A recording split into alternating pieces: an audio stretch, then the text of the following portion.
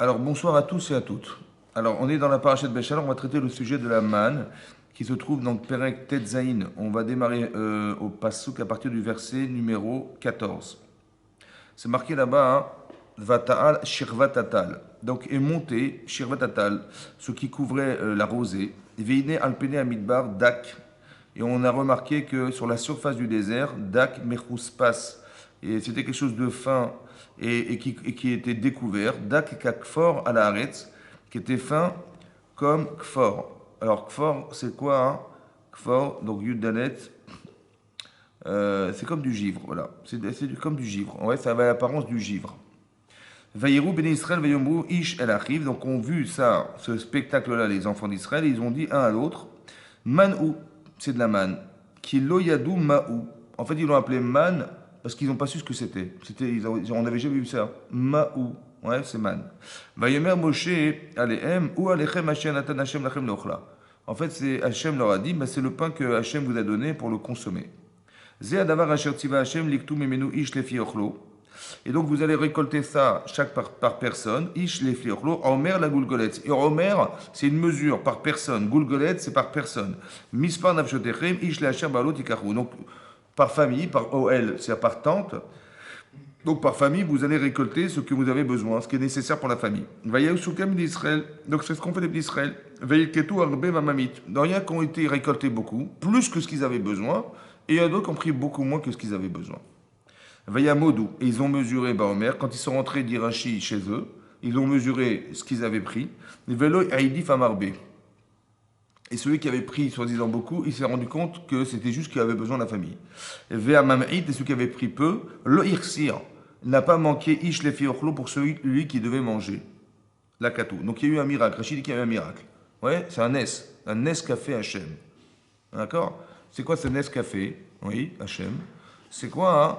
C'est en fait que on s'est rendu compte que bizarrement Hachem il a fait un truc de ouf. On a beaucoup récolté, on pensait qu'on aurait des tonnes à la maison et finalement on s'est rendu compte que c'était juste qu'on avait besoin. Et l'inverse aussi, on n'a pas pris beaucoup et finalement ça a contenté la famille. C'était un miracle, d'accord? Alors c'est intéressant de retenir ce principe. On a été chercher énormément finalement, ça ne servait à rien. C'est-à-dire on a fait beaucoup d'efforts pour récolter mais ça ne servait à rien. Et ceux qui ont fait beaucoup moins d'efforts, ben, ils se sont contentés de ce qu'ils avaient, c'était exactement ce qu'ils avaient besoin. Ok. Velo Shimou el Moshe.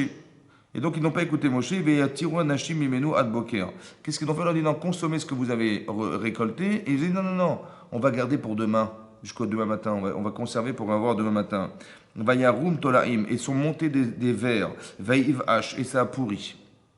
Vayiksof allez Moshe s'est mis en colère contre eux. D'accord? Il leur avait dit, mais je vous avais dit de ne pas garder. Ça veut dire qu'on devait avoir confiance en Dieu. Ouais, ne te préoccupe pas du demain, de lendemain. Ça va? Aie confiance en moi. Voilà, mange ce que tu as et demain tu trouveras. On dit non, on ne sait jamais. Il vaut mieux qu'on conserve ce qu'on a gardé un petit peu la veille pour le lendemain. Et ça a pourri, c'est devenu véreux, quoi. Veilketu oto baboker ish kefe ochlo ve'em vechas hashamesh ben amas.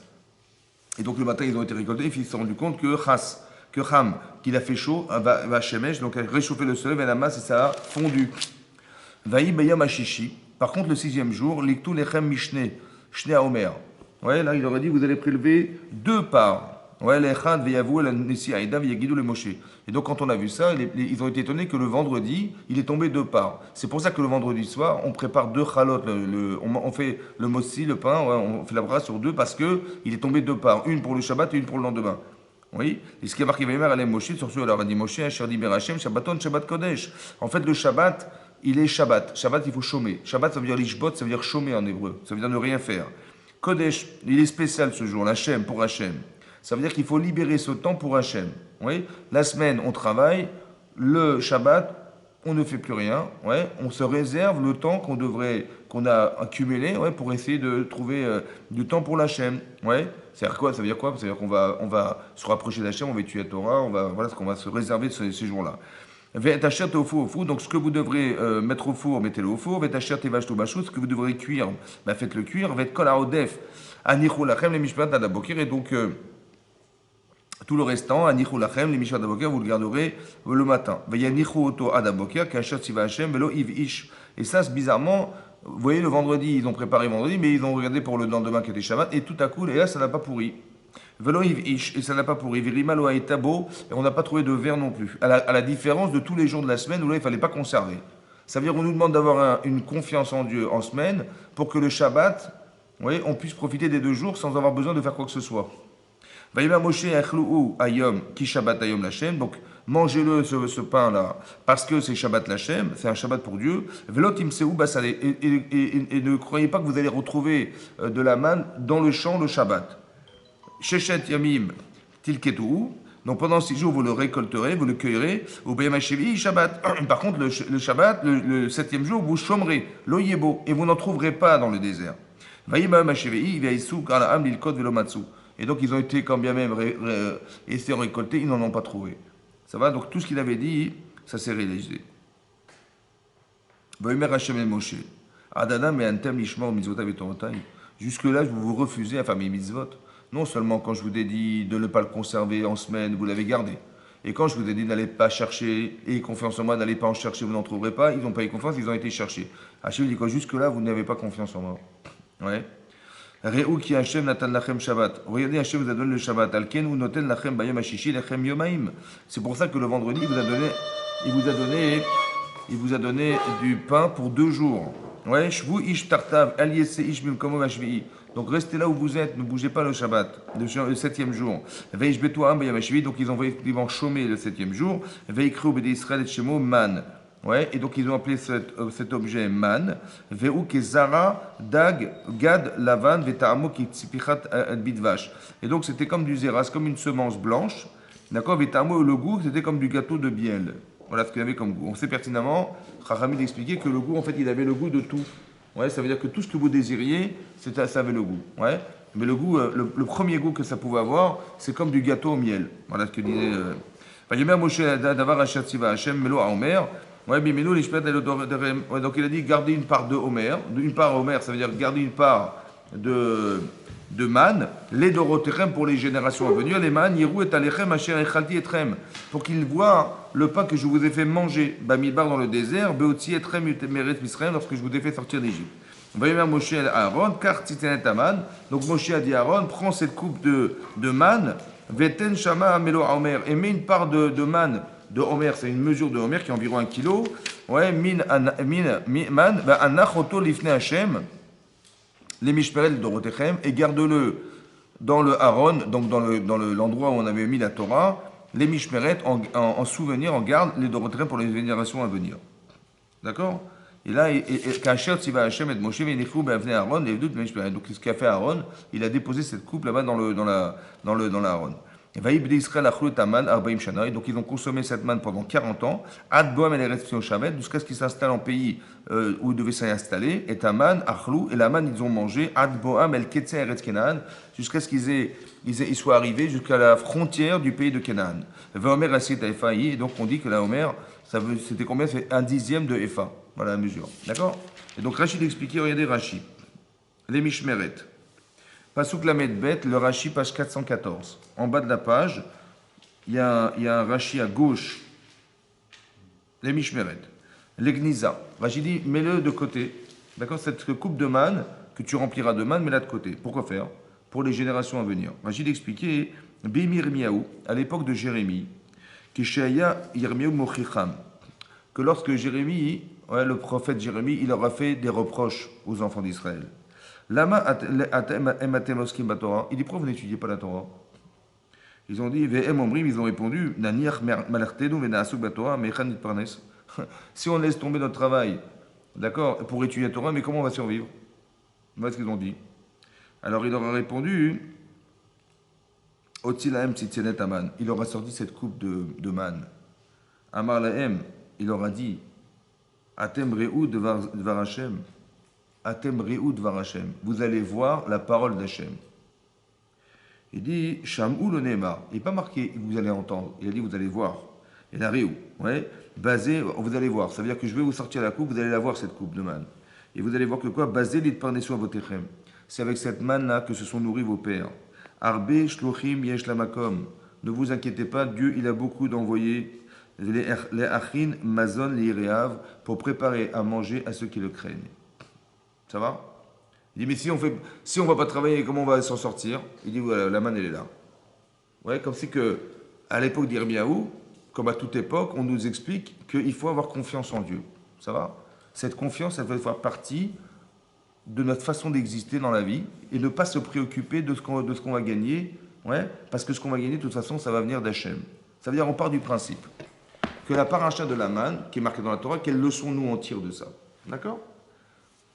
Alors, ce qu'on tire de là, c'est comme ça.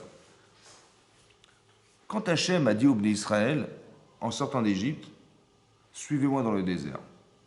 Ça va? L'erter acharaï bamidbar. Oui, c'est marqué au début de la paracha de cette semaine, oui, que quand Paro il nous a chassés de Mitzraïm, de l'Égypte, ouais, en fait, il nous a accompagnés en sortant, il nous a respectés en nous accompagnant. En fait, on est parti. Hachem, il a vu que si on devait partir directement en Israël, on devait traverser le territoire qui est aujourd'hui Gaza, ouais, la bande de Gaza, qui est Eretz Pelishtim, la pays de Pelishtim, alors on aurait évidemment qu'on aurait dû faire la guerre. Et comme ils n'étaient pas prêts à faire la guerre, et que, de peur qu'ils regrettent d'être partis à cause de la guerre, ils seraient retournés en Égypte, alors ça aurait été voué à l'échec, on aurait fait tout ça pour rien. Alors Vaïsev, il a fait un détour, et on est passé par le désert. D'accord? D'accord? Hachem, il a vu qu'on n'était pas capable. Donc qu'est-ce qu'il a fait? Il a fait un détour. Ça va? C'est ce qu'il a vu, lui. Nous, qu'est-ce qu'on a vu? Bah, nous, on ne sait pas ce qu'il pense, hein, je vous rassure, on ne sait pas ce qu'il pense Hachem. Mais ce qu'on a vu, c'est que bizarrement, on a pris une direction qui n'était pas celle destinée au départ. Et à part ça, je pensais qu'on allait à Eilat, moi, on allait voir les palmiers. Hein, c'est ça qu'on avait cru, non? Bah, après le Sherwood Mitzrayim, l'assujettissement, la torture, tout ça, on dit bon, bah, Dieu il va être gentil, il va nous amener quelque part de plus sympa. Il dit suivez-moi dans le désert. Bon, suivez-moi dans le désert, mais c'est pas viable le désert. On n'est pas outillé pour vivre dans le désert. C'est dangereux le désert. Ça va? Il n'y a pas d'eau, il n'y a pas de végétation, il n'y a rien. Il dit mais suivez-moi. Ce que voulait faire Hachem, c'est en fait nous dire faites-moi confiance. Et on a eu confiance. On a suivi. Et là, tout à coup, on a vu des choses qu'on n'aurait même pas imaginées, quoi. Ben, on a vu la manne tomber au seuil des maisons, quoi. On était, il tombait de la manne, on avait de l'eau qui coulait devant les maisons. D'accord? Qu'est-ce que ça veut dire? Ben, ça veut dire que quelque part, on veut nous expliquer que de toute façon, tout ce que tu vas avoir dans ta vie, ça vient d'Hachem. D'accord? Maintenant, tu as deux façons de réfléchir. Soit tu te dis, bah, de toute façon, j'ai pas le choix. Et comment je vais faire autrement? Tu as raison. Mais laisse-toi imprégner de l'idée que Hachem, c'est lui qui te nourrit. Ça va? Et donc, quelque part, quand tu rentres dans l'idée que c'est Hachem, pas dans l'idée que, attends, j'ai quand même fait des études, c'est moi qui ai fait toute la démarche, c'est moi qui ai trouvé le local, c'est moi qui ai trouvé les banques, c'est moi qui ai trouvé tout ça, c'est vrai. Ça va? Mais quelque part, il faut que tu saches et faire attention de ne pas croire que le résultat de ce que tu vois, c'est toi. C'est très important que vous compreniez ça. Ça va? Vous avez vu quand on a eu confiance et quand on n'a pas eu confiance. Quand on a eu confiance, ça a pourri. La manne, elle a moisi. Et quand on a eu confiance, ouais, et ben, tous les jours, il tombait quelque chose. Je dis surtout, ne te soucie pas du lendemain. Fais-moi confiance. D'accord? Après, il faut savoir à quoi ça sert d'avoir confiance. À quoi ça sert? Puisque de toute façon, tout ce qu'il va faire, c'est ce que tu vas faire. D'accord? Ou bien tout ce que tu vas faire, bah, c'est accompagné par ce qu'il a pensé. Donc à quoi ça sert d'avoir confiance en Dieu ou pas avoir confiance dans ce cadre-là? Pourquoi c'est fondamental? D'accord? La vraie question qu'on devrait se poser, pourquoi c'est fondamental? C'est parce qu'en fait, c'est marqué dans le Kriyat Shema qu'on lit tous les jours. C'est marqué Ve'aya, imshamwa tishmol mizotai. Ve'aya. Et voilà que si tu écoutes, dit Hachem et mitzvot, ouais, Asher Anochim et Tzavetrem, que je vous ordonne, Ayom, aujourd'hui, les Hava et Hachem, d'aimer Hachem, Bechol levavchem ufran nafshechem, de tous vos cœurs et de toute votre âme. Alors, Natatim et Taharsechem, je ferai pleuvoir, ouais, dans les périodes d'automne, Yoré ou Malkosh, et de printemps. Ve'asafta deganecha, et tu rassureras ton blé, tu auras Ve'asafta deganecha betiroshira vetzarecha, ton vin, ton vin et ton huile, etc. Voilà ce qui est marqué dans le Pasuk. Maintenant, est-ce que vous croyez sincèrement qu'on fait des mitzvot pour qu'Hachem il nous fasse, il pleuve et qu'il nous fasse. Est-ce que c'est pour ça que vous faites les mitzvot? Je vais faire les mitzvot comme ça, il va pleuvoir. Et comme ça, je vais gagner ma vie, je vais avoir du blé, je vais avoir des trucs. C'est ça pour ça qu'on fait les mitzvot? Non. C'est marqué comme ça dans le texte. Donc qu'est-ce que ça veut dire? D'accord? Alors le Rambam, Mamonide, il explique ça dans l'Ichot Teshuvah. Il dit, ça veut dire quoi tu vas aimer Hachem de ton cœur, toute ton âme. Ça veut dire part du principe que toi, tu veux réaliser ta vie dans la mitzvah. Tu vas essayer de savoir qu'est-ce qui est une mitzvah, qu'est-ce qui n'est pas une mitzvah, qu'est-ce qui te rattache à Hachem et ce qui ne te rattache pas à Kadosh Baruch Hu. Pourquoi? Parce que l'objectif, c'est d'arriver à créer une conscience de ce qui te permettra d'accéder au monde futur. La conscience. D'accord? Le principe d'être éprouvé dans sa vie et le principe de faire des choix dans sa vie, c'est d'arriver à nourrir une conscience. Ça va? Pourquoi je vous dis ça? Parce que c'est marqué. Essayez de m'expliquer ce qui est marqué dans la Mishnah. Il y a une Mishnah qui dit, que tout le monde connaît, hein, Kol Israël yeshlem chalek la'aba. On dit tout Israël a une part au monde futur. D'accord? Tout Israël a une part au monde futur. Et la Mishnah continue dans Cholin, là-bas, dans Sanhedrin, la Mishnah dit voici ceux qui n'ont pas de part au monde futur. Et elle nous cite des rois et des. J'ai pas compris. Tu m'as dit tout le monde y va. Tu peux pas après me dire et voici ceux qui n'y vont pas. Il fallait dire voici ceux qui iront et ceux qui n'iront pas. C'est ça. Mais tu dis Kol Israël, tout le monde y va. Mais voici ceux qui n'iront pas. C'est pas logique. D'accord? Comment ça s'explique? Alors c'est comme ça. En fait, on y va tous. Ça va? Seulement si j'ai construit une conscience qui m'amène à être adapté, acclimaté à ce monde, alors je serai heureux d'être dans ce monde. Parce qu'on y va tous. Mais celui qui ne sait pas préparer l'idée, ou qui dit mais moi c'est pas ce que j'espérais, c'est pas ce que j'attendais, c'est parce que c'est l'enfer. Vous avez compris? L'enfer c'est pas un monde à part. L'enfer c'est de se trouver complètement inadapté à l'infini, on va dire dans l'expression de l'infini, de quelque chose que j'aurais jamais imaginé pour moi. C'est l'enfer. C'est ça l'enfer. L'enfer, explique le Maharal de Prague, c'est le Heider Atov. C'est le Heider Atov, ça veut dire que c'est le manque qui existe dans le bien. Le manque dans le bien. C'est comme quelqu'un dit tu viens à la synagogue? Dis pardon, j'ai pas envie. Tu viens à la synagogue? C'est pour les vieux, ça m'intéresse pas. Viens étudier, non mais ça m'intéresse pas, c'est pas pour nous. De toute façon, pourquoi faire? Je vole pas, je tue pas, je me drogue pas, ça va, pas besoin d'apprendre la Torah, quoi, ça sert. Ok, alors bon, il va avoir sa vie, il va faire sa vie. Le problème c'est il va vers sa vie et à un moment donné, à 120 ans, il va partir d'ici, il va se retrouver dans un monde qui est complètement inadapté à ce qu'il a construit toute sa vie. Ça va? Ça veut dire que mais c'est l'enfer, vous imaginez, mais c'est pas du tout ce que je voulais, c'est pas du tout ce que j'espérais. Il va se rendre compte que c'est pas ça.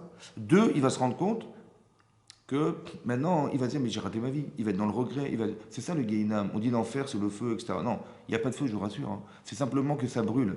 Ça veut dire que quelqu'un, il va se rendre compte à l'infini, il va se ressentir à l'infini, trompé par tout ce qu'il a vécu. Un petit peu comme je vous avais expliqué, Yosef, il va dire, je suis Yosef. Ils vont être estomaqués devant la situation parce que c'est pas du tout ce qu'ils avaient pensé. Yosef, roi d'Égypte, mais c'est pas ce qu'on imaginait. Oh là, on s'est gouré, on t'a vendu, etc. Alors qu'on avait pensé, imaginer que c'était roi d'Israël, c'était pas ça, on s'est trompé. La frustration qu'il peut y avoir, ou bien le contraste entre ce que je pensais, ce que j'imaginais de ce que je vais voir ou ce que je vais vivre, est tellement contrastant que, voilà, que c'est le choc. Ça va? Et après, on va être dans le regret, et c'est le regret qui va nous amener à penser que. Vous avez compris? Voilà. Mais ce que je veux dire par là, c'est qu'on part avec la conscience. Où c'est marqué? C'est marqué. En fait, il y a une Gemara dans Chagga qui dit la chose suivante. À quoi ça ressemble quelqu'un qui est tzaddik, qui fait des mitzvot, etc., et qui quitte ce monde? Voilà. La Gemara dit, c'est comme si que vous aviez trouvé un cheveu dans un bol de lait.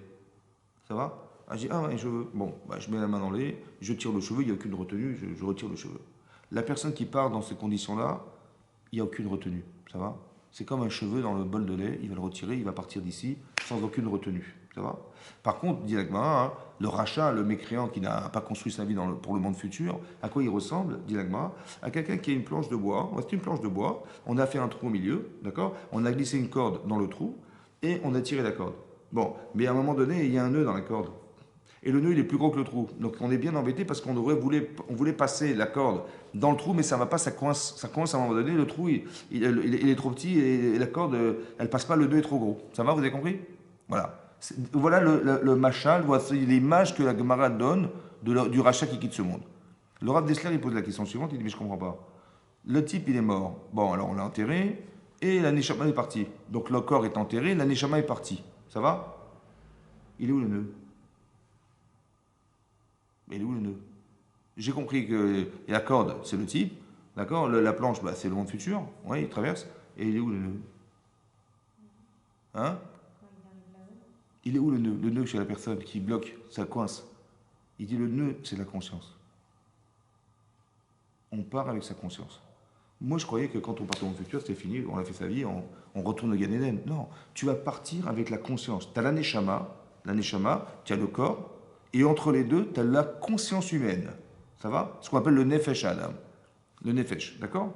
Quand on dit dans le pasuk, dans la Torah, c'est marqué Vaïtzer Elohim et Adam, Hachem, il a fabriqué l'homme à partir de la terre.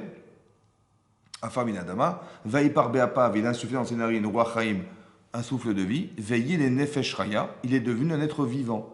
D'accord? Nefesh Chaya. Nefesh en hébreu, c'est la conscience humaine. Ça va? Donc ça veut dire qu'il y a une conscience entre le corps. Ça veut dire que qu'est-ce qui fait le lien entre le corps qui a envie de vivre sa vie et la tête et le neshama qui veut vivre autre chose? Ouais.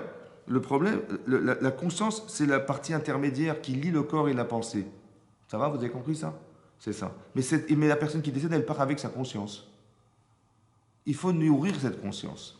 D'accord? Maintenant, qu'est-ce qu'il y a dans cette conscience? Il y a le bon et le mauvais penchant.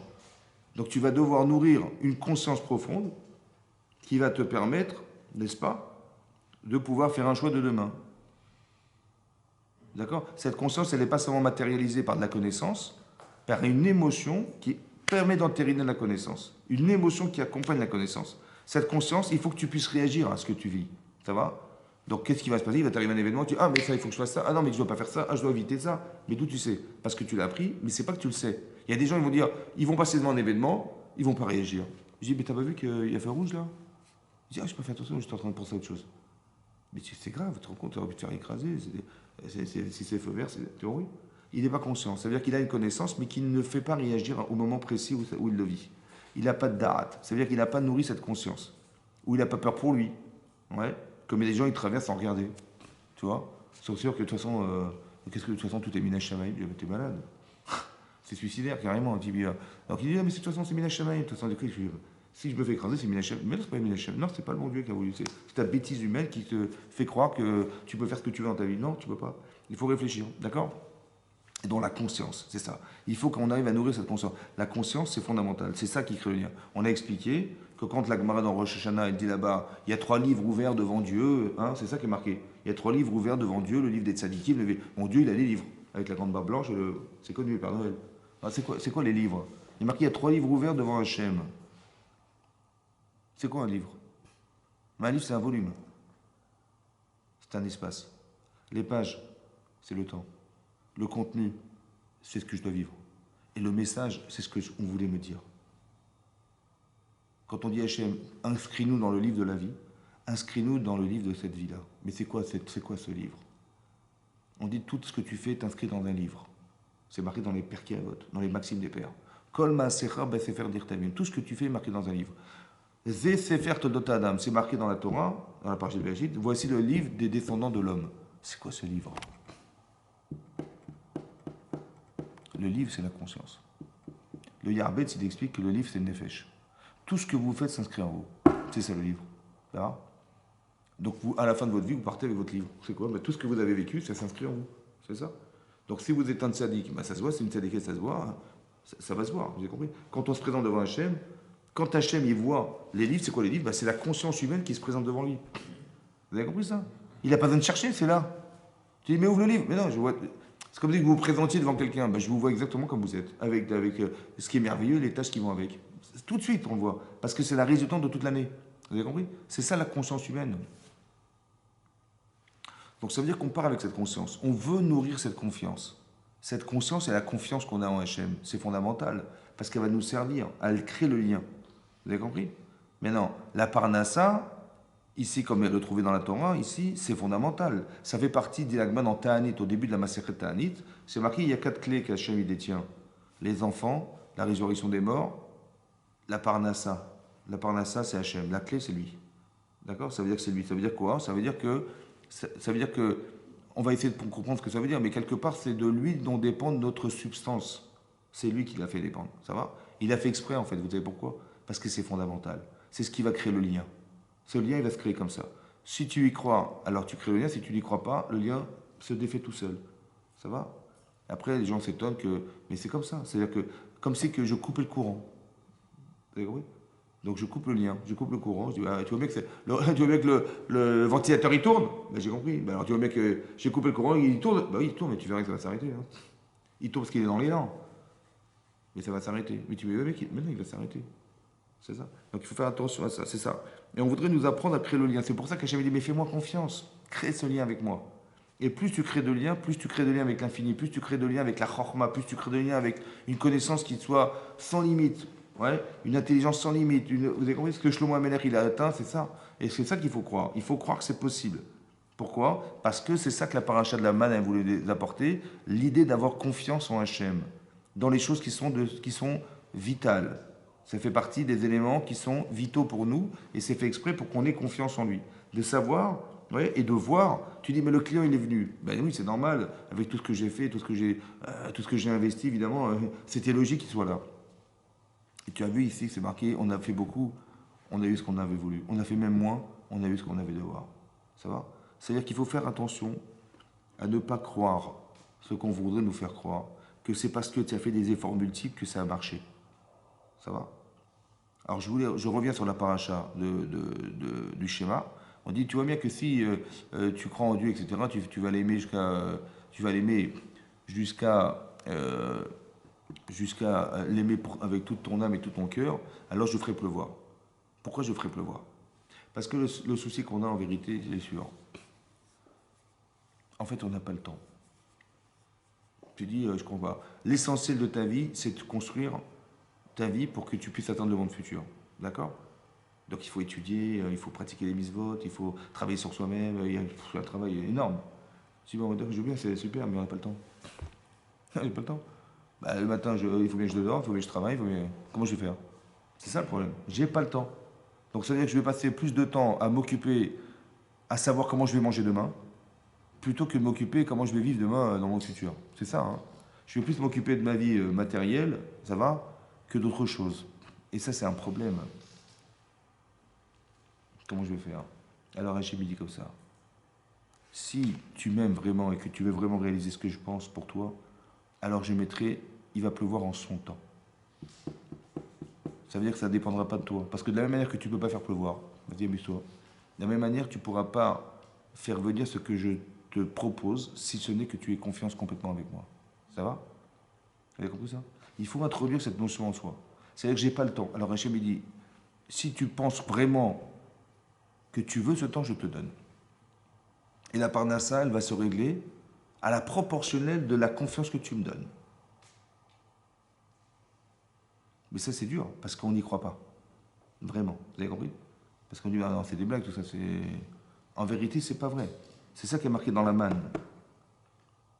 C'est ça, Hachem, il a provoqué ce désir, qui était contre nature, hein, parce qu'il est venu, suivez-moi dans le désert. Mais on ne pourrait jamais y arriver, dans le désert. Comment tu vas survivre dans le désert? Il faut que tu comprennes que tout dépend de moi. Ça va? Tu dis Parnachal et Minashamaim, comme c'est marqué dans la Gemara, dans Betzad Avtetzain, la Gemara dit là-bas, que la Parnassa, ce qu'on va gagner toute l'année, c'est Katsouv, c'est fixe. Mi Rosh Hashanah, les Rosh Hashanah. Ça veut dire qu'Akadosh Baruch Hu, il va juger exactement ce on va gagner à Rosh Hashanah. Ça va? Et c'est jugé pour l'année. Ça veut dire que il va dire, ouais, tu as besoin de temps, dans les 365 jours qui vont suivre, tu as besoin de temps et ton argent, c'est ce que je sais. Donc je vais te donner exactement je vais fixer. Ce que tu as fixé. Ça veut dire que ça ne bougera pas. C'est ce qui va être fixé. Donc c'est très important à Rosh Hashanah d'être en prédisposition à se mettre dans l'esprit que c'est Hachem qui va me donner. D'accord? Maintenant, ce qui est intéressant, c'est ça. Maintenant, qu'est-ce qui est marqué dans la Gemara? Alors, quand vous voyez la paracha de Bereshit, vous voyez la création du monde. Hachem, il va créer un homme sur la terre. Et dans le Midrash, c'est marqué là-bas qu'il avait des privilèges exceptionnels, cet homme. Adam Arishon, c'est marqué là-bas hein, que des anges lui préparaient à manger. Oui. Comment dire? Il étudiait la Torah.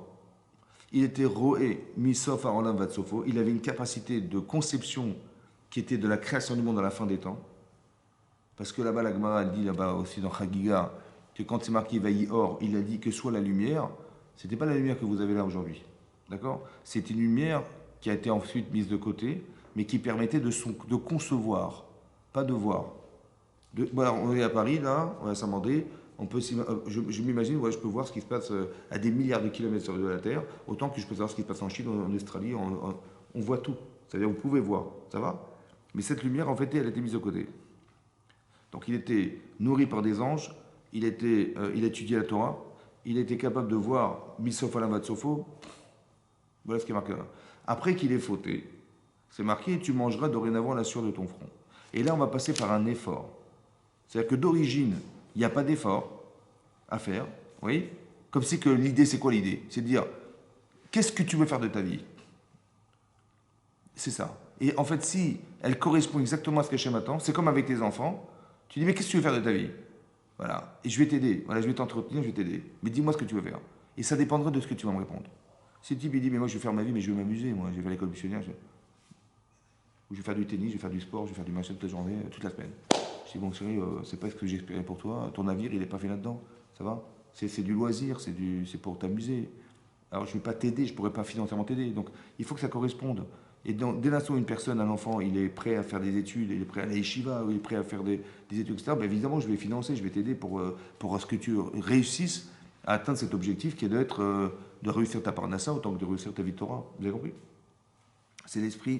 De la même manière que ce système existe entre un système parental existe, Hachem, il a la même démarche avec les êtres humains.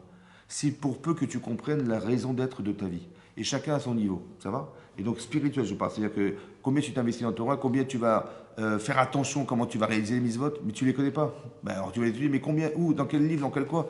Celui qui n'a pas été à l'Yeshiva, mais comment il va se débrouiller dans la Gemara? Il ne s'est pas étudié, mais comment il va faire? Il va te la chercher, il va dire, il va téléphoner au Rav, il ne peut pas faire autrement.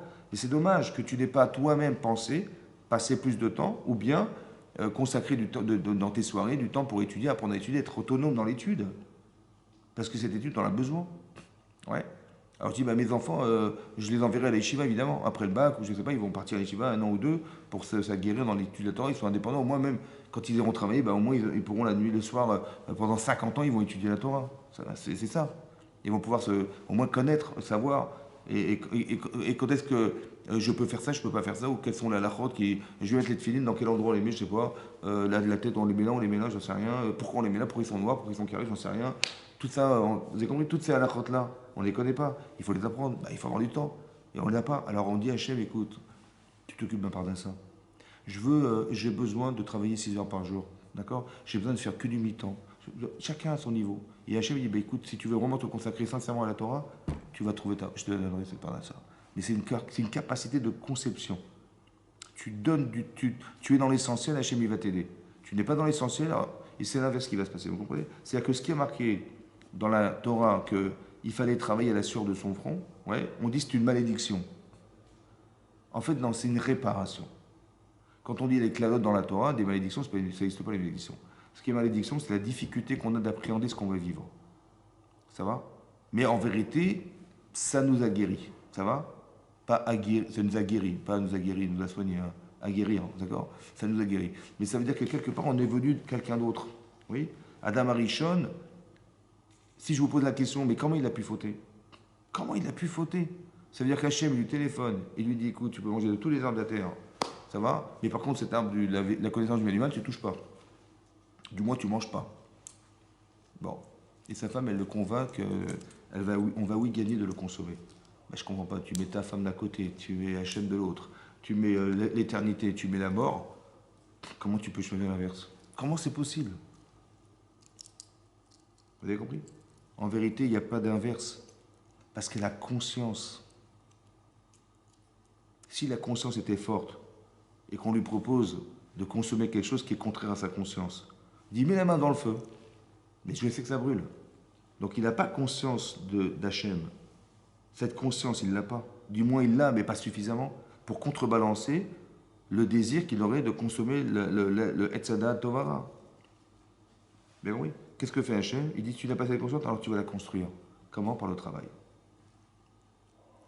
Et tu vas te rendre compte que dans le travail, ce que tu vas réussir à faire, ouais, va dépendre d'Hachem. Parce que tu puisses labourer, ça dépend de la nature de la terre, bah c'est Hachem, ça dépend de lui.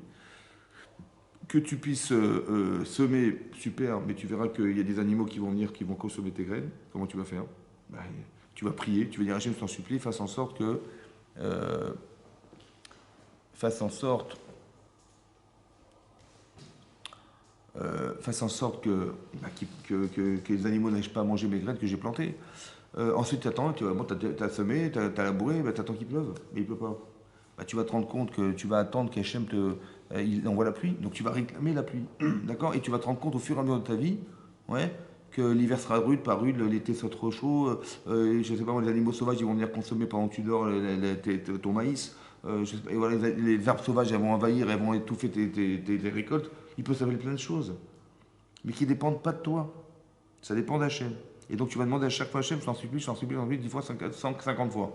Et à la fin, quand tu vas récolter ton blé, et tu vas te rendre compte, au final, que c'est grâce à Dieu, parce que s'il n'avait pas plu, si les animaux avaient consommé tout ça, tu n'aurais rien eu, on est bien d'accord.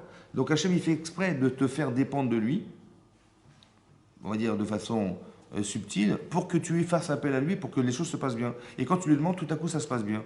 Et tu vas nourrir chez toi la confiance. À la fin, quand tu vas consommer, tu vas récolter ton blé, tu vas faire du pain avec, tu ne penses pas que ce pain-là, il est le résultat de toute la confiance que tu as eue en Hachem, de toutes les prières que tu lui as faites. Maintenant, si ta femme a dit, bah, écoute, tu veux pas qu'on aille manger du Etzada, tu dis, je peux plus, là, c'est impossible. Avec tout ce qu'il m'a fait à Hachem, avec tout ce que j'ai accumulé comme bienfait, c'est impossible. Vous avez compris? J'ai nourri une conscience. Alors ça s'appelle la klala. Il fallait faire des efforts pour atteindre ce but. Vous avez compris? D'accord? Mais quelque part, ça a construit une conscience chez Adam Arishon. C'est comme ça que se traduit chez Hachem le fait de nous châtier, entre guillemets, de nous punir. Il n'y a pas de punition. La punition, ce qui nous fait mal, c'est de savoir ce qu'on a perdu. Et ce qui nous fait mal, c'est de savoir que pour l'atteindre, il va falloir passer par lui. Mais c'est fait exprès, en fait. Parce que Dieu, il attend que. T'as compris? C'est comme, imaginez-vous quelqu'un, il va envoyer son fils faire des études à l'étranger. Ça va? Il dit, mais bon, comment on va faire et tout? Bah écoute, t'inquiète de rien, tu vas faire tes études, moi je m'occupe de tout. Voilà, je suis papa, je m'occupe de tout, je m'occupe de l'appartement, je m'occupe d'envoyer de l'argent, je m'occupe de t'inscrire, je m'occupe de tout. Ok. Donc le gosse, il part. Il dit, attends, je t'en prie, voilà, moi je pourrais pas te joindre, mais au moins tu me téléphones. Là d'où tu te retrouveras, tu me téléphones et on gardera le contact comme ça. Il fait d'accord, pas de problème. Il s'en va, il trouve la baraque, il trouve tout, et il commence ses études. Et son père, comme prévu, il envoie dans un compte de l'argent pour alimenter son compte et pour lui permettre de vivre pendant le mois, quoi. C'est comme ça. Bon, il l'appelle tous les jours. Tous les jours, il appelle son père. Papa, ouais, ça va très bien, ça va, tous les jours. La première semaine. Deuxième semaine, il appelle toutes les deux fois par jour. 2 fois par semaine. 2 fois par. Tous les 2 jours. Après, tous les 3 jours. Après, une fois par semaine. Puis après, il n'appelle plus. Alors son père, il est inquiet. Il dit, mais il m'appelle plus, qu'est-ce qui se passe et tout. Il dit, bon, il téléphone à la banque. Il dit, bon, ce mois-ci, ne vous enverrez pas le virement. Et le fils, il téléphone comme un fou. Il fait, mais papa, qu'est-ce qui t'arrive et tout j'ai plus d'argent. Et j'ai justement, j'ai fait exprès parce que je pouvais pas te joindre. Je t'ai enlevé la parnassa pour que tu me téléphones. D'accord, oui. Parce que Hachem, il veut qu'on crée le lien. C'est ça. C'est ça ce lien qu'il veut créer. Donc à travers le fait qu'on travaille, on va créer ce lien. C'est ça qu'on voudrait. Et Hachem, il voulait qu'on puisse être reconnaissant que chaque fois qu'on gagne quelque chose, qu'on puisse pas dire c'est moi. Mais on peut dire c'est grâce à Dieu, j'ai eu Parnassa, c'était fixé à Rosh Hashanah, j'ai l'Emouna. En fait, je développe ma Emouna, ma confiance en lui, et je développe la confiance. Donc, la croyance et la confiance. La croyance et la confiance. La confiance, c'est que je sais que je n'ai pas besoin de m'inquiéter. Pourquoi? Parce que la Gemara dans Kiddushin a dit à la fin de la Maseret que Rabbi Shimon ben Elazar, il a dit comme ça. Il dit, j'ai jamais vu un cerf qui a été peintre. Bon, j'ai jamais vu un chevreuil qui a été garagiste. J'ai jamais vu... et pourtant, hein, ils n'ont pas de souci de manger. Ils mangent, ils n'ont pas de problème. J'ai jamais vu un chien mourir de faim. J'ai jamais vu un renard mourir de faim. Ils ont toujours trouvé ce qu'ils avaient à manger. Ils le trouvent dans la nature. C'est vrai ou pas? Si déjà des animaux qui n'ont pas d'objectif particulier avec Akadosh Baruch Hu, ils trouvent leur parnassa facilement, alors les êtres humains qui sont engagés avec Hachem et Mizot, la forcerie qu'on va trouver. D'accord? Il a fait un raisonnement a fortiori pour se convaincre que c'est impossible qu'on puisse nous abandonner. Ça va? Tout encore faut-il que tu sois en adéquation. C'est ça. Il dit, mais pourquoi les gens ils ont un problème de parnassa? Parce qu'ils ont forcément fauté. Et c'est la faute qui nous amène à avoir des soucis. D'accord? Parce que la faute, c'est comme si on avait débranché le courant. Voilà. Alors, bon, à un moment donné, ça s'arrête. Mais encore une fois, ça n'est pas pour Chasve Shalom dire, ah, tu ne m'as pas fait confiance, je t'enlève ta subsistance. C'est pas ça. C'est que c'est le seul moyen qu'il avait Hachem pour faire recréer le lien. Voilà. Les gens, quand ils sont en difficulté, ben, ils téléphonent. Ça va? Ben, c'est pareil. On va téléphoner. Voilà. Mais il faut savoir que comment se construit le raisonnement. Ça veut dire que de nature, on est fait pour être dans la Torah et les mitzvot. Après, combien je vais m'investir dans ma vie pour ma subsistance, ouais, d'accord, c'est moi qui décide. Et quand même j'ai décidé, il faut que je sache que malgré tout, c'est Hachem qui m'entretient quelque part derrière tout ça. C'est ça qui est compliqué. De sortir d'une réalité pour en mettre une autre. Le bitachon, c'est pareil. Ici, on les a forcés à rentrer dans le désert.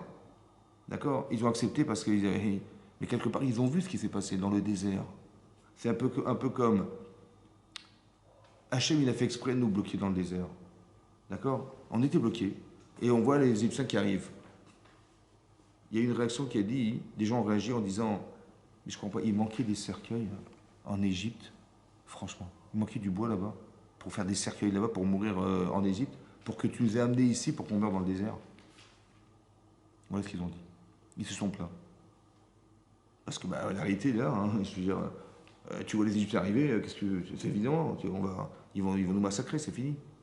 Et en plus, on est bloqué, on est trop le désert, la mer Rouge, on est bloqué, on ne peut plus bouger. Ça va? Donc la réaction logique, c'est de dire qu'est-ce qu'on a été faire ici, quoi. D'un autre côté, c'est quand même bizarre que Hachem, il ait fait 10 plaies d'Égypte qui ont duré 1 an, pour que 3 jours après, on soit tous massacrés dans le désert. Ça va? En fait, c'est de la provocation. Veizarakou et Hachem, ils ont crié vers Hachem. La mer s'ouvre. Ils ont utilisé ce couloir, ils sont rentrés dedans.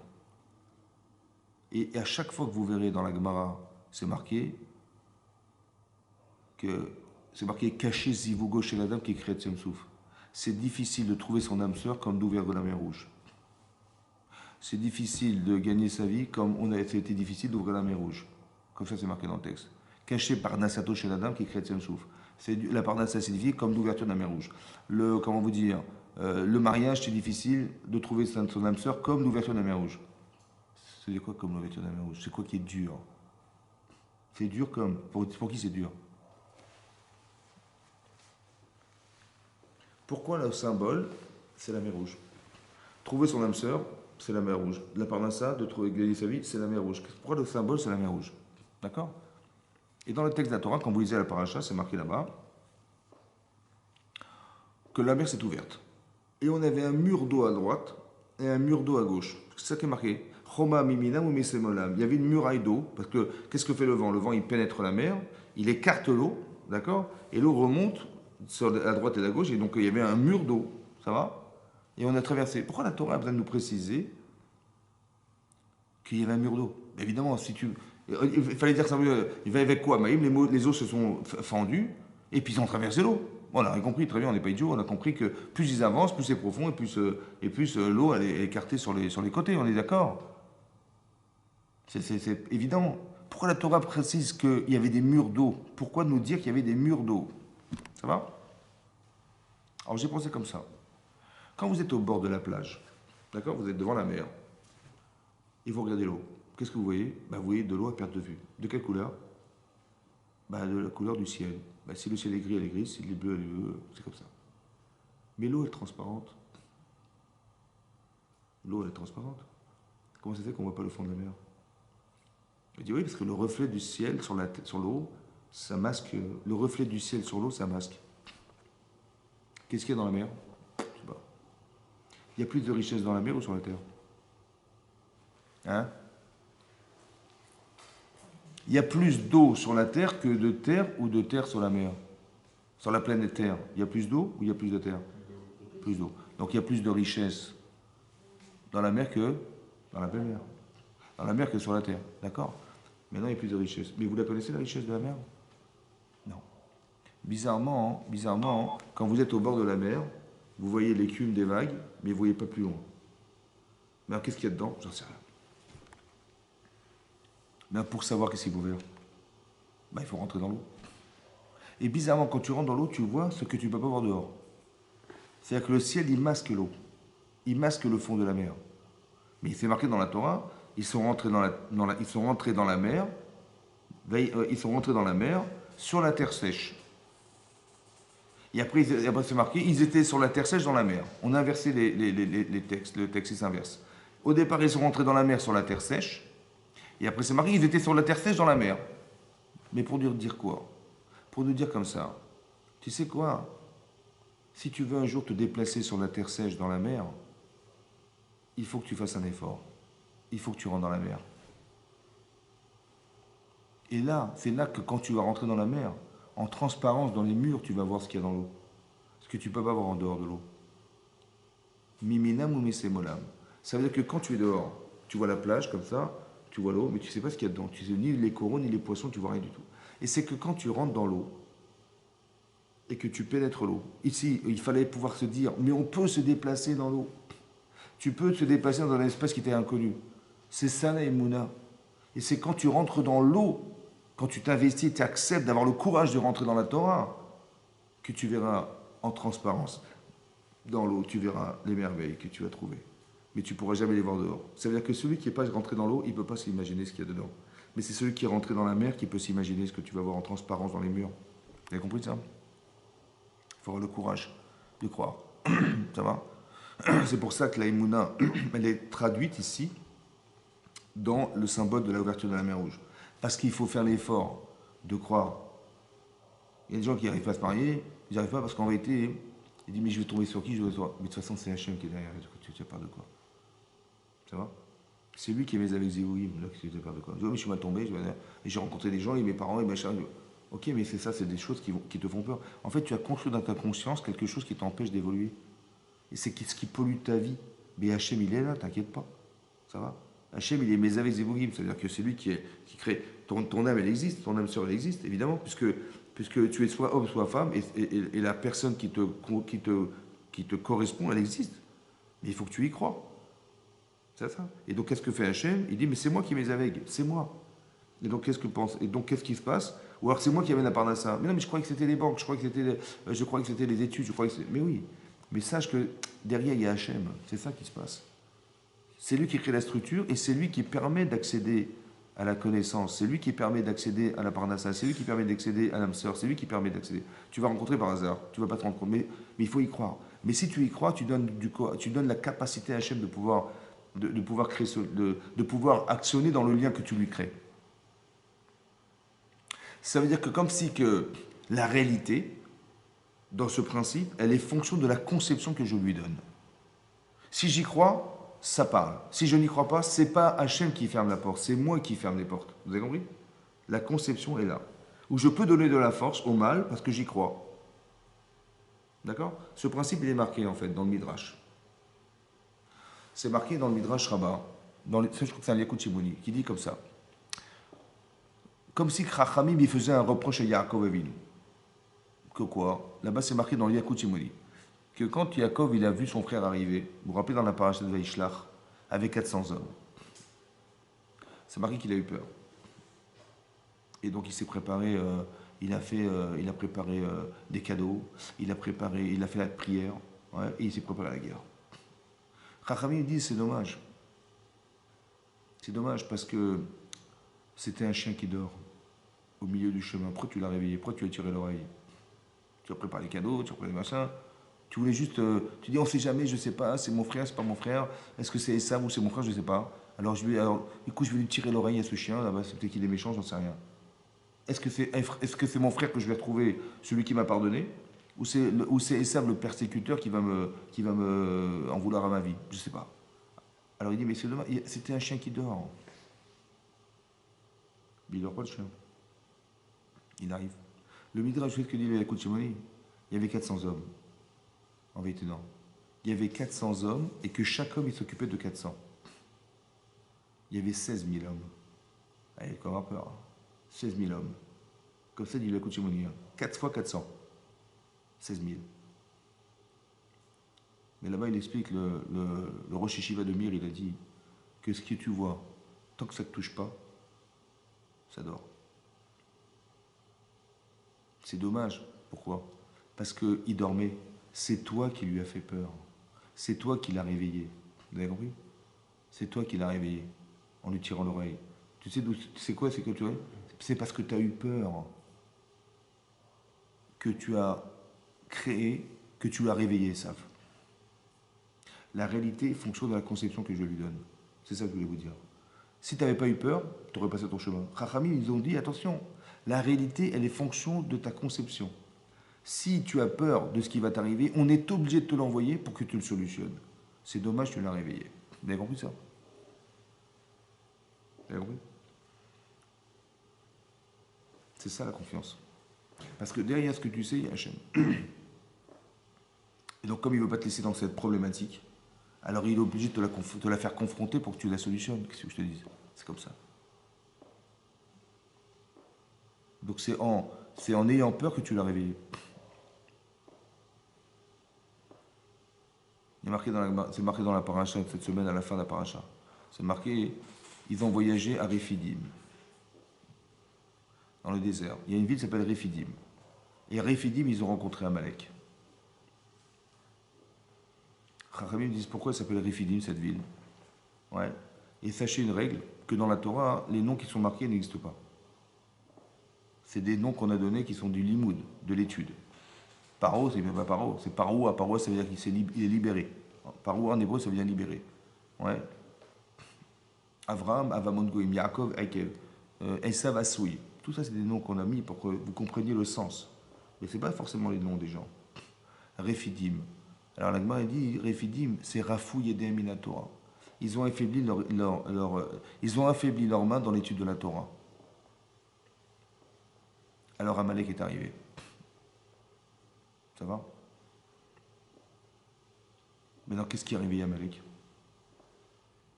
Qu'est-ce qui donne du pouvoir à ceux qui nous en veulent? C'est nous qui ne sommes pas exactement en adéquation avec ce que nous sommes. Comme des vases communicants. C'est comme des vases communicants. Ouais. Le manque, ça crée le mal. Mais comme si que l'autre n'a aucun pouvoir sur moi, dès l'instant où je respecte ce que je suis. Vous avez compris ça? C'est comme une fois le Rav Raikin, qui était le Rosh Yeshiva de l'Yeshiva d'Aix-les-Bains. Ouais. Il sort de la Yeshiva Shabbat. Et il y a un type qui le voit là-bas, qui dit sale juif. Il dit mais jamais on va traiter de sale juif. Il a mis ça dans sa poche, il a oublié un mouchoir. Il s'était gouré. Il avait oublié, oui. Vous avez compris? Il a dit c'est Minachem, c'est sûr que j'ai un problème. Vous avez compris? On ne peut pas me traiter de sale juif si j'ai à me rapprocher, c'est impossible. Comme ça, la paracha de la semaine dernière, on a vu ouais, que Hachem, il a dit à Moshe, dis-leur au d'Israël d'aller chercher des clés Kesef et Zahav, des ustensiles en or et en argent chez les voisins et les voisines. Et les femmes, elles ont été chez les voisines, et les messieurs, ils ont été chez les voisins. Et ils ont demandé, voilà, donnez-nous ça. Ils ont dit, mais oui, ils ont donné le double, dit Rachid. Ils ont donné le double de ce qu'ils ont réclamé. Et pourquoi? Parce que Hachem Natan Chen, Hachem, il a mis de la grâce, Baram, aux yeux des Égyptiens. Hachem, il a mis la grâce du peuple juif aux yeux des Égyptiens. Vous avez compris ça? Hachem Natan Chen. Hachem, il a mis de la grâce du peuple juif aux yeux des Égyptiens. Mais comment c'est possible que la veille, ils étaient prêts de nous massacrer, et le lendemain, ils nous ont donné le double de ce qu'on leur a réclamé? Comment c'est possible? Parce qu'Hachem Natan Chen. Hachem, il a mis la grâce. Ça veut dire qu'ils nous ont trouvés sympas. Donc si c'est Hachem qui a mis la haine, donc il sait qu'il avait mis la haine. Si c'est Hachem qui a mis le désir de nous faire plaisir aux yeux des Égyptiens, n'est-ce pas? Qui c'est qui a mis la haine? Qui c'est qui a mis le désir de nous massacrer, de nous exterminer? C'est Hachem. Donc c'est quoi l'antisémitisme? Est-ce qu'on va se battre contre l'antisémite ou on va se battre contre nous-mêmes qui créons l'antisémitisme? Vous avez compris ou pas? Tu dis, mais c'est lui le problème. On va se battre contre ces gens-là. Tu n'as rien compris. Ça n'est que le reflet de ce que tu es. C'est incroyable. Il faut être beauté à Hachem, il faut croire en Dieu pour comprendre ça. C'est ça qui est marqué dans la Torah. Et Hachem Natan Chen. Donc ça veut dire que si tu es en adéquation avec toi-même, on te félicitera. C'est incroyable. Hein? Tu fais les mitzvot, on te dira que la cavote, super. Tu renvoies des notions qui sont logiques et cohérentes et socialement acceptables. On va dire, ouais, super, vous êtes intelligent. Mais pourquoi ils nous en veulent, ces gens-là? Aujourd'hui, on se soigne avec quoi? Il y a un virus qui nous envahit, on est d'accord? Avec quel vaccin vous vous soignez? Hein? Avec le Pfizer. Maintenant, Pfizer, Monsieur Pfizer, c'est un enfant des rescapés de la Shoah. D'accord? Mais c'est pour dire quoi? Pour dire que ce qui est bizarre, c'est qu'on nous en veut. Mais combien on sauve de gens? Et combien dans l'humanité on a permis à des gens de survivre? Combien de prix Nobel, combien de machins? Mais c'est quand même incroyable qu'au lieu de nous protéger, on veut nous tuer. Vous trouvez ça logique, vous? Hein? Bah si le type, son père était mort, on n'aurait pas de vaccin. C'est un truc de fou, quoi. Il a fait exprès, je n'ai compris pas. Il a fait exprès. Parce que c'est pas logique. Tu devrais protéger les gens qui te sauvent et pas tuer les gens qui te sauvent. Les gens qui font du bien à l'humanité, tu vas pas les tuer quand même, c'est stupide. On a voulu nous exterminer. Pourquoi? C'est bon. Allez comprendre. Et tous les arguments qui sont donnés sont stupides. Ça va? Quand vous voyez que c'est stupide, c'est pas Minashamayim, ça. C'est pas humain. Si c'est stupide, c'est pas intelligent, c'est pas humain. Donc c'est forcément divin. Donc il a fait exprès. Pourquoi faire? Parce que quand on s'est trompé de chemin, on n'a pas été juif vraiment. C'est dommage parce qu'on est des juifs. On a la Torah, on a les mitzvot, on a tout ce qui Hachem nous a choisi. Donc si on est juif, sincèrement, on a conscience de ça.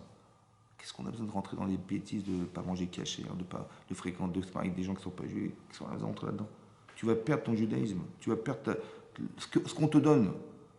Ce qui est une faveur qu'on t'a donné, ce que tu n'as pas choisi. Hein. Gratuitement, tu détruis. Tu as compris ça? Non, la conscience. Il faut défendre son judaïsme, c'est très fort. Et ça, et quand tu ne le défends pas, tu provoques des vases communicants.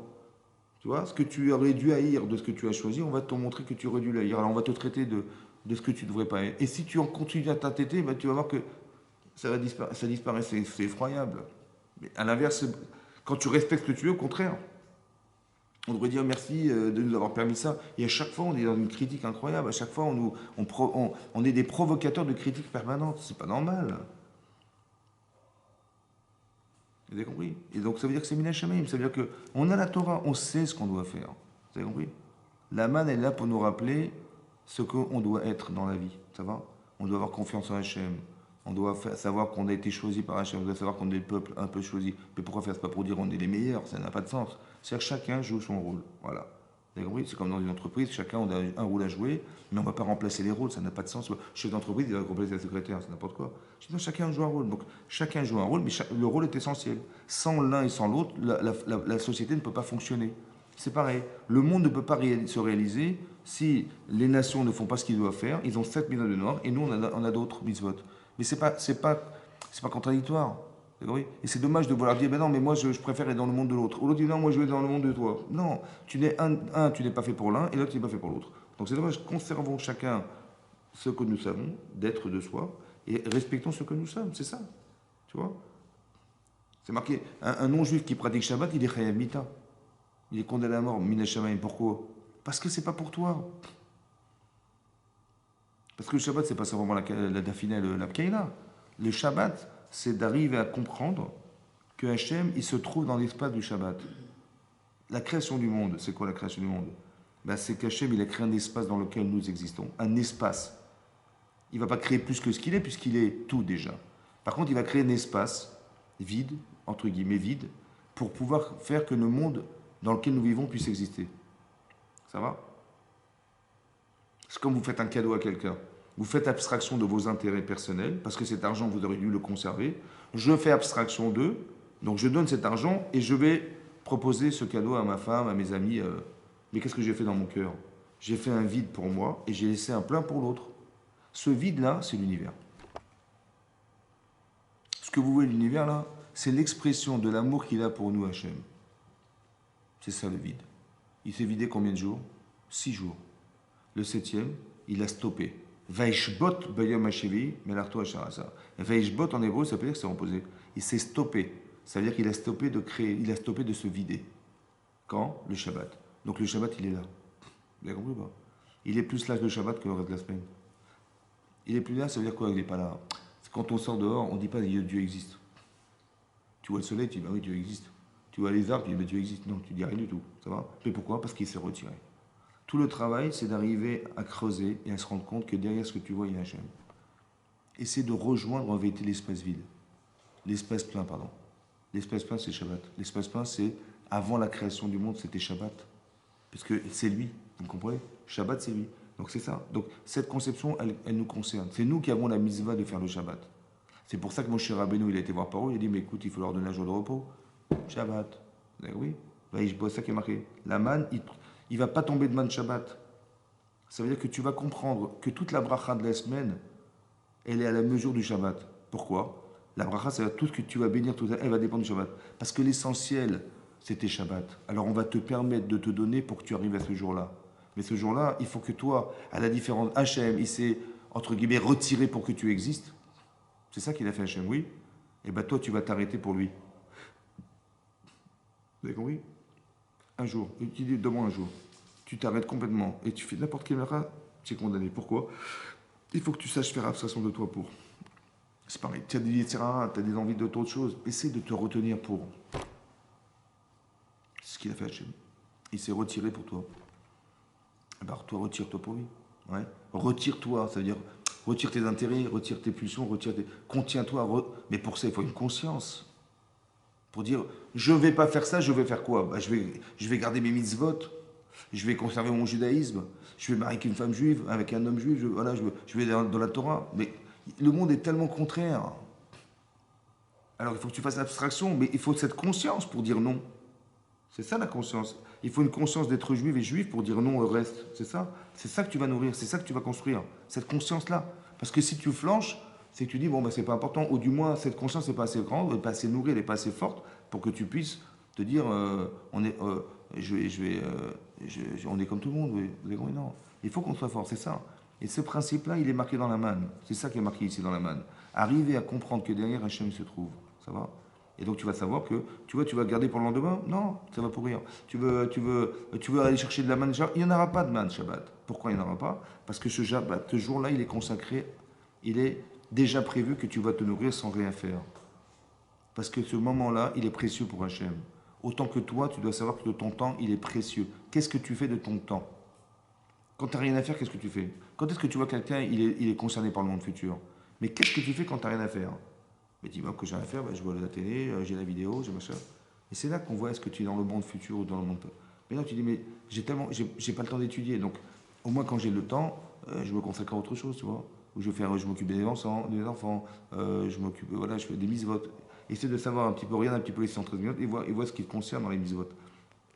Et quand tu as du temps, surtout, il est précieux ce temps-là. Il vaut de l'or ce temps. C'est ça que le Rambam m'a expliqué. Que si vraiment tu aimes Hachem et tu veux vraiment tes conseils, alors ne t'inquiète de rien, je mettrai de l'eau dans tes terrains. En son temps, tu n'auras pas de problème de clientèle, tu n'auras pas de problème de machin. Il est marqué dans le Pirkei Avot, celui qui se consacre avec de la Torah, ma'avirim lo ol derech. On lui retire le joug du travail, etc. C'est-à-dire qu'il va trouver sa parnassa facilement. Ou bien ce qu'il va gagner, ça lui suffira. Il n'aura pas besoin d'aller penser à en avoir plus, ça ne sert à rien parce qu'il va faire plus d'efforts et pourquoi faire? Bah, on ne sait jamais. Non, c'est ça, on ne sait jamais, c'est ça qui m'embête. Tu vas travailler plus pour gagner plus. Mais pourquoi faire? Bah, ça me rassure, j'aurai plus. Mais pourquoi faire? T'as besoin? Non, mais on sait jamais. On sait jamais, c'est ça. La manne, elle va fondre. C'est dommage. Si tu as du temps, alors consacre-le à ça. Pourquoi tu as peur? Pourquoi tu as peur? C'est la peur qui va faire que tu vas devoir faire plus, etc. Mais faire plus, ça veut dire quoi? C'est faire ce que Adam Arishon nous lui a proposé. Mais tu peux t'en sortir. Tu peux sortir de faire plus d'efforts. Tu vois, ils ont ramassé pas plus et ils ont eu la manne. C'est marqué dans la paracha de Béar. C'est marqué ici. Hachem dit, bon, tu vas travailler la première année dans tes champs, la deuxième année dans tes champs, troisième année dans tes champs, quatrième année dans tes champs, cinquième année dans tes champs, sixième année dans les champs, septième année tu arrêtes. Pardon, je pas compris. Cette année tu arrêtes. Je pas compris. Mais manochal, qu'est-ce qu'on va manger? Bachana vite. Ouais. Il dit, t'inquiète pas. Siviti et birkati. J'ai ordonné ma bracha. Vous avez vu? Exactement comme le vendredi, il y aura 2 parts de manne. Là, il y aura 3 années de récolte. Ça va? Mais pourquoi il fallait s'arrêter? Shabbat, Shabbat, Lachem. Ça veut dire que pendant une année, tu vas étudier la Torah, tu parles à Yeshiva. Tu dis, mais comment je vais vivre?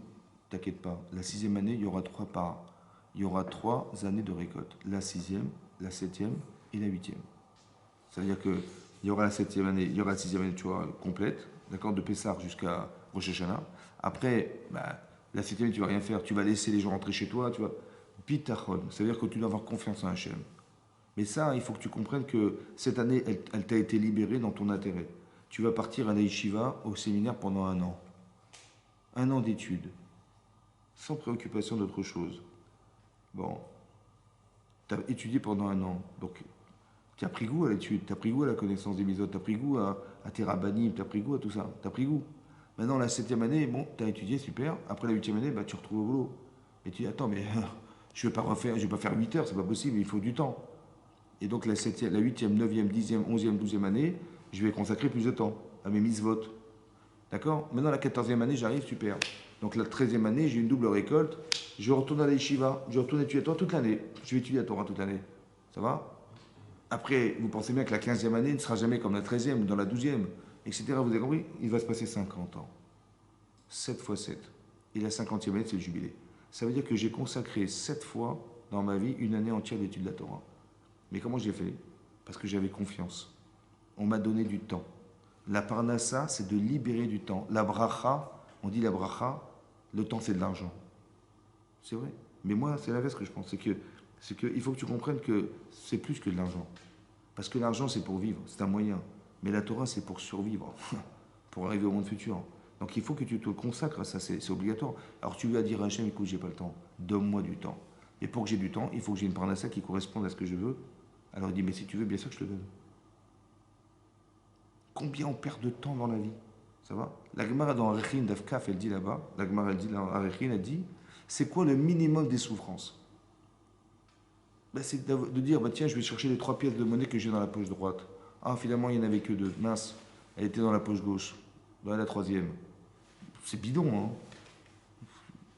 hein? La perte de temps, ça vient réparer des fautes.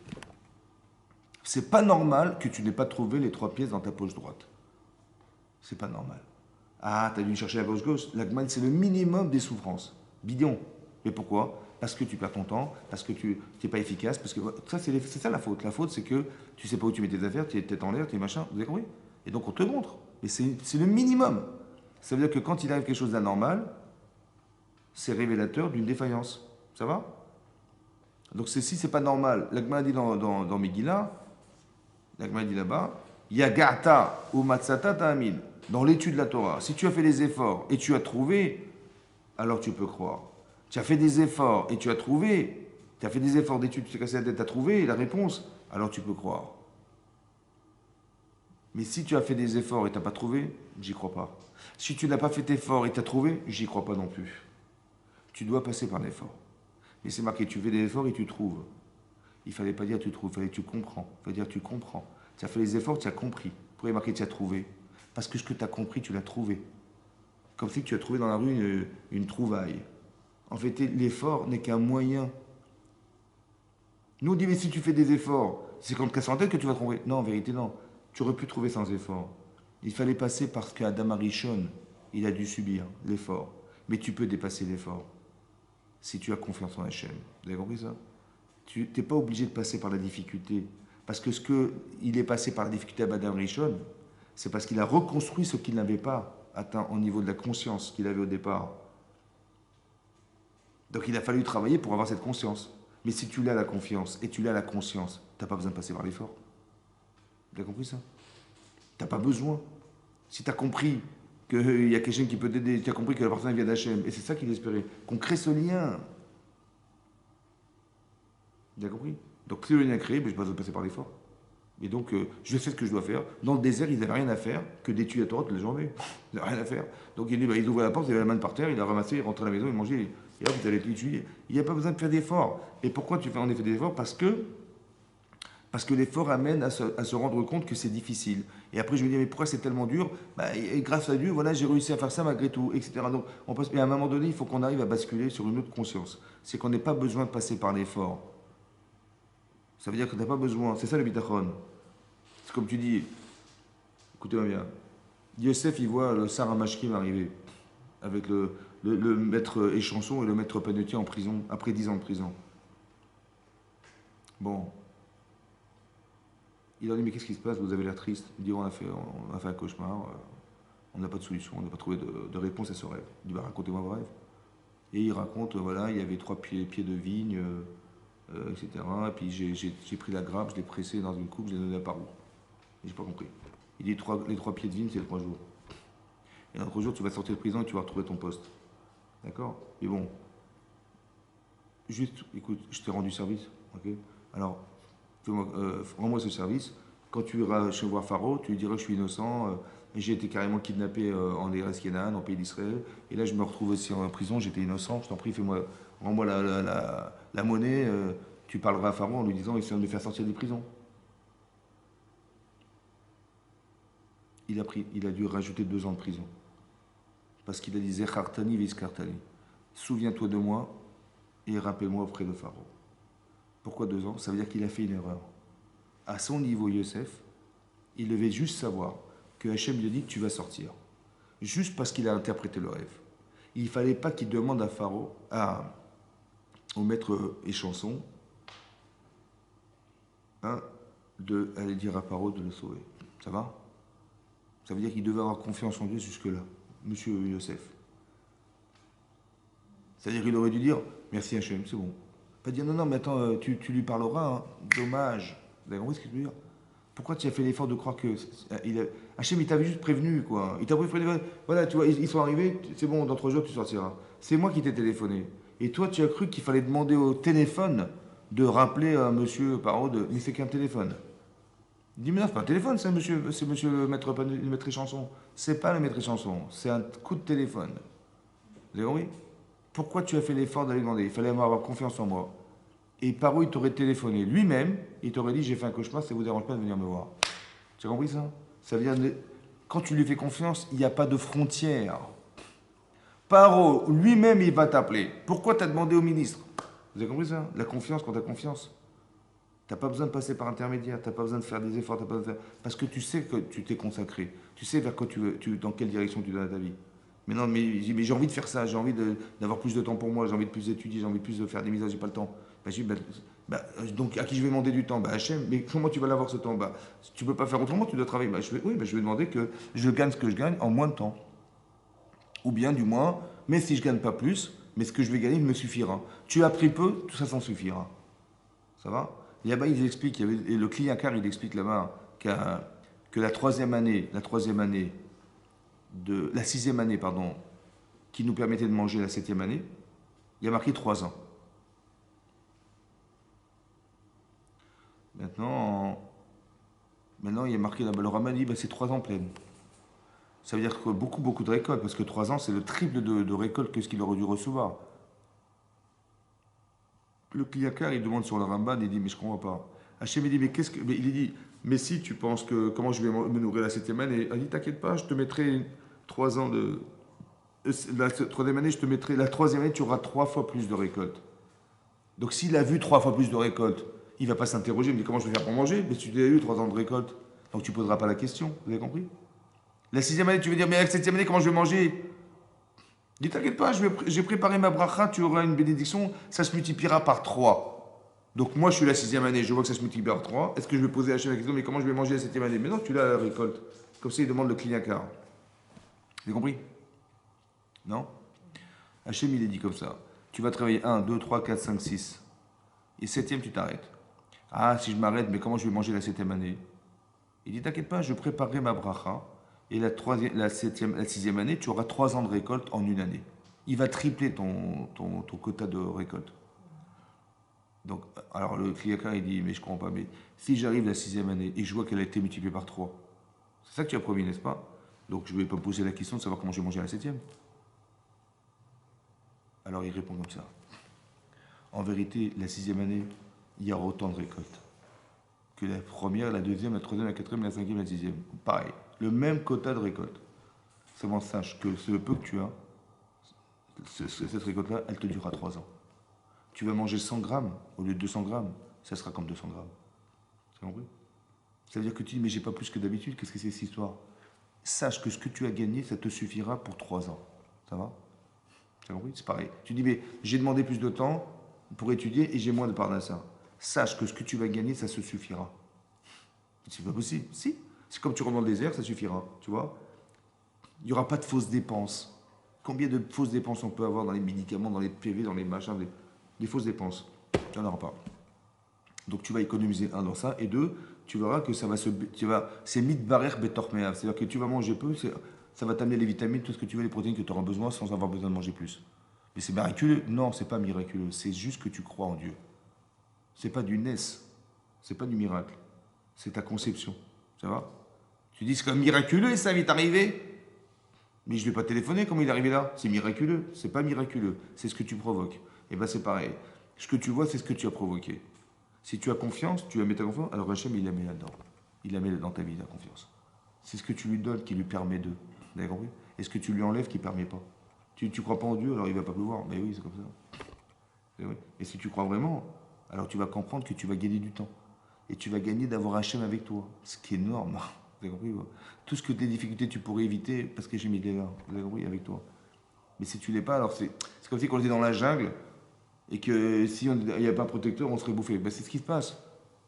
C'est ce qui s'est passé. On est dans la jungle, en fait. Ouais. Et donc, quelque part, c'est ça l'épreuve. T'as paro, t'as machin, t'as des gens qui te. Mais c'est ça. C'est parce que tu as confiance. Nous, on croit que c'est l'inverse. On dit, ben non, si tu montres trop que t'es juif, tu vas développer de l'antisémitisme. Mais c'est exactement l'inverse. Parce que quand on a été vraiment confiant en nous après les 10 plaies d'Égypte, on a eu confiance en Dieu. Il a dit, allez chercher vos trucs, vos machins. On a été réclamé. On dit, oui, bien sûr, ils ont donné avec plaisir. On s'est posé avec plaisir, avec n'importe quoi. Hier, il me donnait des coups de fouet, il m'a donné avec plaisir. Et je lui ai demandé, il m'a donné deux. Je comprends rien du tout. C'est Hachem. Tu as confiance en lui, alors tu verras que la réalité, elle va changer en fonction de la conception que tu lui donnes. C'est pour ça que je dis que c'est très important de construire cette conscience, sa conscience. C'est avec ça qu'on va voir. Hachem, il fait exprès pour qu'on puisse partir de ce monde à 120 ans en sachant qu'Hachem existe. On va le retrouver. Mais pour que le lien se fasse, il peut se faire qu'ici.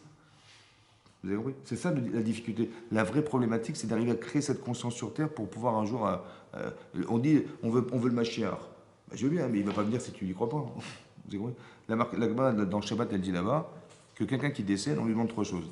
Un, est-ce que tu as fixé un temps d'étude? Deux, est-ce que quand tu étais honnête dans ton travail? Trois, est-ce que Sipita le Yoshua? Est-ce que tu as espéré l'avenue du Mashiach? Sipita, c'est fort. Hein.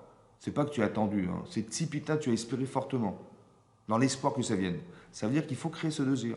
Et il ne pourra pas venir si on n'a pas envie de lui. Vous avez compris ou pas? Si on n'a pas envie qu'il arrive, bah, si tu n'as pas envie, tu n'as pas envie. Encore une fois, des vases communicants. Ça ne peut pas se faire si tu n'y crois pas. Ça peut pas, vous avez compris, comme la Gemara dans sa a dit, quelqu'un qui ne croit pas à la résurrection des morts, eh ben, il ne pourra pas revivre. La Gemara dit, je comprends pas. Mais il fait Shabbat, il fait les mitzvot, il fait tout ce qu'il faut. Kol kach lama, dit la Gemara. Mais pourquoi autant que ça? Ça veut dire, il fait tout ce qu'il faut pour revivre. Et pourquoi il ne vivrait pas? La Gemara dit, mida keneged mida, mesure pour mesure. Puisqu'il n'y croit pas, il ne pourra pas vivre. On dit, il n'y croit pas. C'est stupide, là, c'est comme ça. Comment tu veux revivre dans un monde auquel tu ne donnes pas d'espace? Mais il me dit, moi je veux bien, mais tu ne crois pas, qu'est-ce que je fais? C'est ça le pshat, c'est incroyable. La conception, comment c'est fort, la conscience, comment c'est fort. Tu ne peux pas accéder à quelque chose que tu ne conçois pas. Tu dis, mais j'ai tout fait pour ça, mais j'y crois pas. Tu dis, mais moi je crois en Dieu, je crois en tout, je crois en Dieu, je fais les mitzvot, hein, mais résolution, j'y crois pas. Comment on va revivre la poussière? C'est pas possible. Il dit, mais il ne croit pas, il ne peut pas revivre. C'est effroyable. Parce qu'il n'a pas mis sa capacité mentale à penser que c'est possible. C'est en dehors de tes limites intellectuelles, mais c'est possible. La Gemara dans l'exemple, elle dit, tu vois bien qu'une graine, tu la plantes au sol, elle pourrit avant que la fleur sorte. Mais comment c'est possible? Ben, c'est comme ça. Eh ben, apprendre de la nature, ça pourrit, la graine, elle pourrit, et de la pourriture, il va sortir une fleur. Ben, c'est pareil. Ce corps, il va pourrir, et de cette pourriture, il va renaître un être. C'est comme ça. C'est contraire à la nature, c'est contraire à la logique. Mais on t'a donné l'exemple dans la vie pour que tu dises que c'est possible. Ça va? Juste que tu saches que c'est possible. Pour que tu mettes dans ta tête que c'est oui possible. Mais c'est dommage que si tu n'y crois pas, c'est dommage parce que tu ne pourras pas. C'est pareil. Si tu penses que Esav, il a un pouvoir sur toi, c'est dommage parce que la peur, elle va lui donner une force. Si tu penses qu'il n'y a que toi qui peux t'en arriver, c'est dommage, tu t'es fermé l'optique de penser qu'Hachem, il va t'aider. Vous avez compris? Voilà. Plus tu penses que c'est toi, moins tu laisses d'espace. Et plus tu dis, mais je ne suis qu'un intermédiaire, et plus tu laisses de l'espace à Hachem. Vous avez compris ça? Voilà. Chazak ou Baruch.